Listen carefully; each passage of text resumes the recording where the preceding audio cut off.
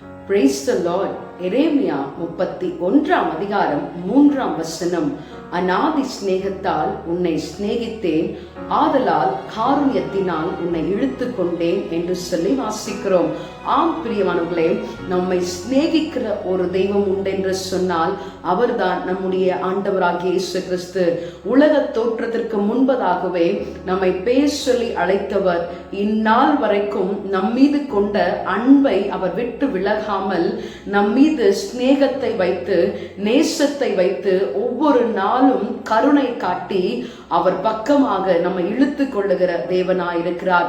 இந்த நாளிலும் சிநேகத்தினால் நம்மை சிநேகிக்கிற தேவாதி தேவனை ஆராதிக்க நம்ம விட்டுக் கொடுப்போமா? Praise the Lord. அநாதி சிநேகத்தால் என்னை நேசித்தீரையா, காருண்யத்தினால் என்னை இழுத்து கொண்டீரே.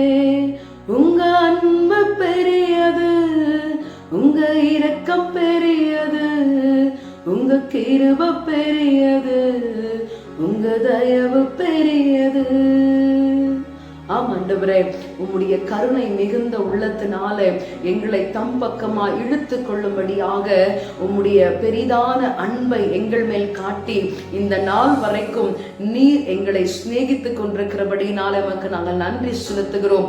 ஒருவேளை இவர்கள் எங்களை சிநேகிக்கலாம், அவர்கள் எங்களை சிநேகிக்கலாம், நாங்கள் ஒரு சிநேகிக்கிறோம், ஆனால் திரும்பவும் எங்களுக்கு இந்த அன்பு கிடைக்காமல் போகிற பட்சத்துல ஆண்டவரே நாங்கள் மனமுடைந்து போகிறோம். ஆனால் என் தேவனாகிய கர்த்தர் நாங்கள் உம்மை நேசித்தாலும் நேசிக்காமற் போனாலும் எங்கள் மீது அன்பு கூர்ந்தவராக ஒவ்வொரு நாளும் எங்களை சிநேகித்து நடத்தி கொண்டிருக்கிறபடினால நமக்கு நன்றி செலுத்துகிறோம். உம்முடைய அன்பினால எங்களை கட்டி அணைத்துக் கொள்ளும் ஆசீர்வதியும் இயேசுவின் நாமத்தில் ஜெபிக்கிறோம் பிதாவே. ஆமென்.